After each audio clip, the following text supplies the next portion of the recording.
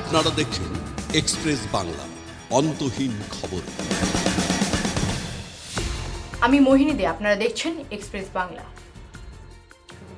বিধানসভা নির্বাচনে তৃণমূল কংগ্রেসের চূড়ান্ত প্রার্থীর তালিকা প্রকাশিত হল আজ।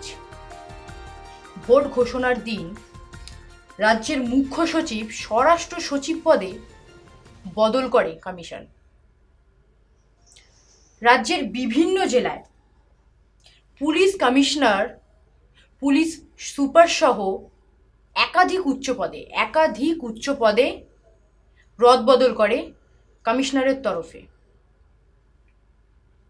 এক সাংবাদিক সম্মেলনে রাজ্যের মুখ্যমন্ত্রী মমতা বন্দ্যোপাধ্যায় ক্ষোভ প্রকাশ করে বলেন, ব্রিলিয়ান্ট খেলা খেলছেন।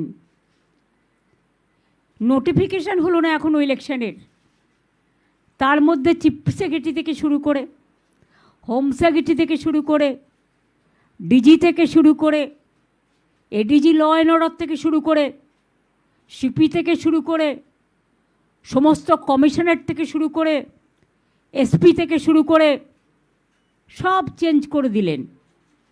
তা খেলাটা বিজেপির কথায় মেঘের আড়াল থেকে কেন খেলছেন?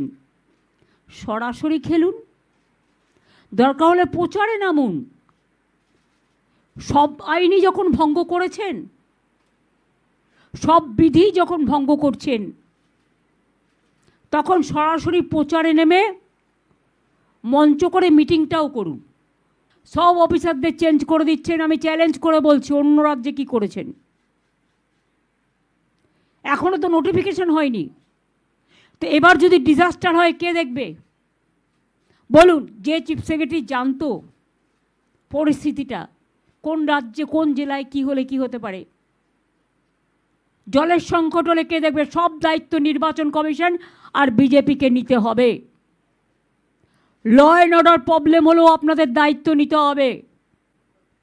কয়েক লাখ যে সেন্ট্রাল ফোর্স নিয়ে আসবেন, তাদের খাওয়াবে কে? স্কুলগুলোয় পড়াশোনা তো বন্ধ হয়ে যাবে। তাদের যদি সব গ্যাস চলে যায় গ্যাস দিতে, আমি তাদের ডিসরেসপেক্ট করি না, তাহলে আমাদের লোকেরা গ্যাস পাবে কোথায়? আমরা 2026-এ 226-এর বেশি সিট পেয়ে জিতব, এটা আমাদের বদ্ধমূল ধারণা। বাংলার ভোট যুদ্ধে প্রতিটি কোণে, প্রতিটি জায়গায় এক্সপ্রেস বাংলার প্রতিনিধিরা থাকবেন। আপনারা সঙ্গে থাকুন আর দেখতে থাকুন এক্সপ্রেস বাংলা।